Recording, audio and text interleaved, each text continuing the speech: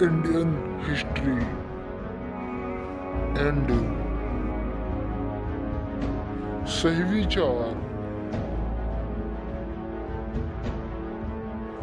आप देख रहे हैं इंडियन हिस्ट्री एंड सही विचार। Editing bye Ajay Prajapati. Hello friends, मैं अजय प्रजापति। मैं आप सभी को आज अंतर्राष्ट्रीय राजनीतिक, उनके अर्थ एवं परिभाषा के बारे में बताएंगे।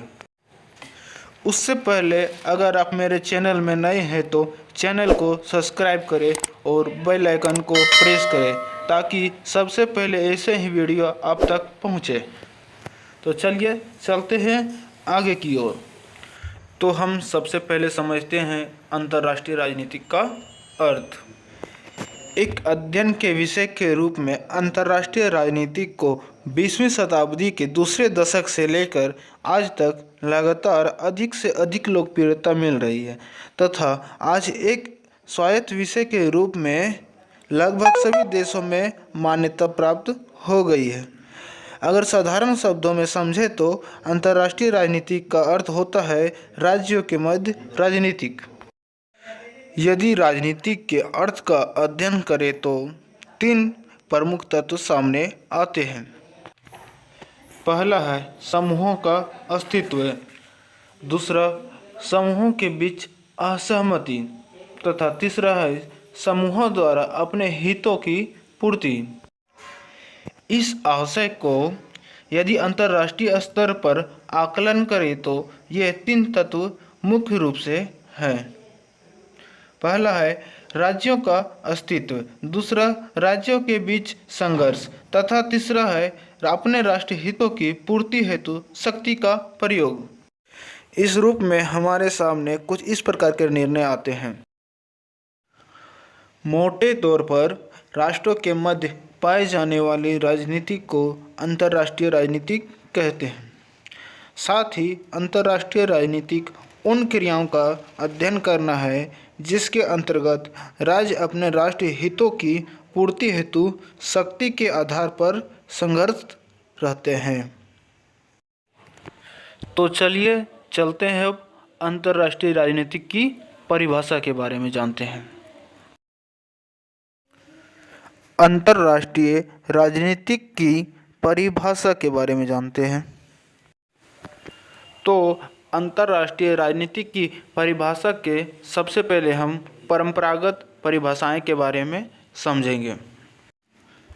इन परिभाषाओं का दायरा अति सीमित है क्योंकि इनके अंतर्गत मुख्यतः राज्यों को ही अंतर्राष्ट्रीय राजनीति के कारक के रूप में माना गया है। यह अंतर्राष्ट्रीय राजनीति के स्वरूप तक ही सीमित है। मुख्य रूप से H.J. मॉर्गनथाउ, Herald sprout, bone डायक, Thompson आदि इसके मुख्य समर्थक हैं जो इनकी निम्न परिभाषाओं से स्पष्ट हो जाती है। H.J. मॉर्गनथाउ के अनुसार अंतर्राष्ट्रीय राजनीतिक शक्ति के लिए संघर्ष है और हेराल्ड स्प्राउट के अनुसार स्वतंत्र राज्य के अपने अपने उद्देश्य एवं हितों के आपसी विरोध, प्रतिरोध या संघर्ष से उत्पन्न उनकी प्रतिक्रिया एवं संबंध का अध्ययन अंतर्राष्ट्रीय राजनीति कहलाता है। बोन डायक के अनुसार अंतर्राष्ट्रीय राजनीतिक प्रभुसत्ता संपन्न राज्यों की सरकार के मध्य शक्ति संघर्ष है और थॉमसन के अनुसार राष्ट्रों के मध्य प्रारंभ प्रतिस्पर्धा के साथ साथ उनके आपसी संबंधों को सुधारने या खराब करने वाली परिस्थितियों एवं समस्याओं का अध्ययन अंतर्राष्ट्रीय राजनीति कहलाता है। हमने पढ़ा पारंपरिक परिभाषाएं, अब हम पढ़ेंगे आगे समसामयिक परिभाषा। समसामयिक का अर्थ होता है वर्तमानकालीन, अर्थात आज की समझ रखना। मतलब कि अंतर्राष्ट्रीय राजनीति का वर्तमान के बारे में कैसा है उसके बारे में। नवीन परिभाषाओं में अंतर्राष्ट्रीय राजनीति का व्यापक स्वरूप अंतर्राष्ट्रीय संबंध की चर्चा की गई है। इसमें राज्य के अतिरिक्त अंतर्राष्ट्रीय राजनीति के नवीन कारकों जैसे अंतर्राष्ट्रीय संगठन, देशांतर समूह, गैर सरकारी संगठन, अंतर्राष्ट्रीय संस्थाएं, कुछ व्यक्तियों आदि भी सम्मिलित किए गए हैं। इसके अतिरिक्त इसमें साथ साथ सहयोग तथा राजनीति के साथ साथ प्रत्यक्ष रूप में इसे प्रभावित करने वाली अर्थात सांस्कृतिक, धार्मिक, सामाजिक, विज्ञान एवं तकनीकी आदि पहलुओं का भी उल्लेख किया गया है। विभिन्न लेखकों की परिभाषाओं से यह आशय अति स्पष्ट रूप में उजागर हो जाता है।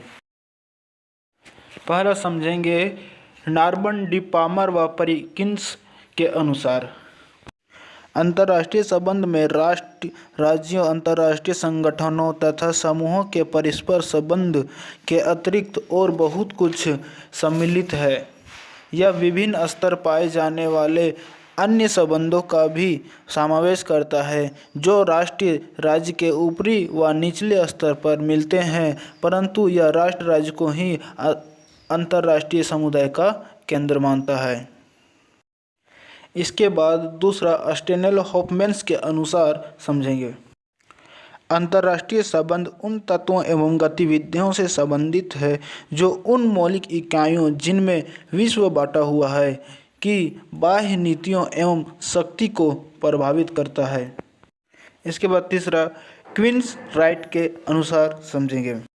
अंतर्राष्ट्रीय संबंध केवल राज्यों के संबंधों को ही नियमित नहीं करता, अपितु इसमें विभिन्न प्रकार के समूहों जैसे राष्ट्र, राज्य, लोग, गठबंधन, क्षेत्र परिषद, अंतर्राष्ट्रीय संगठन, औद्योगिक संगठन, धार्मिक संगठन आदि के अध्ययन को भी सम्मिलित करना होगा। हमने अंतर्राष्ट्रीय राजनीति के परंपरागत परिभाषाएं एवं समसामयिक परिभाषाएं के बारे में पढ़ा।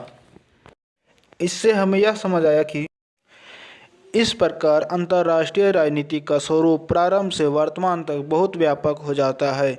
इसमें आज राष्ट्रों के साथ विभिन्न विश्व इकाइयों एवं संगठनों का अध्ययन का समावेश हो चुका है, परंतु इन सभी परिवर्तनों के बाद भी इन अध्ययनों का केंद्र बिंदु आज भी राष्ट्र राज्य ही है। तो दोस्तों, आप सबको ये वीडियो कैसा लगा कमेंट करके बताएं और ज़्यादा से ज़्यादा शेयर एवं सब्सक्राइब करें।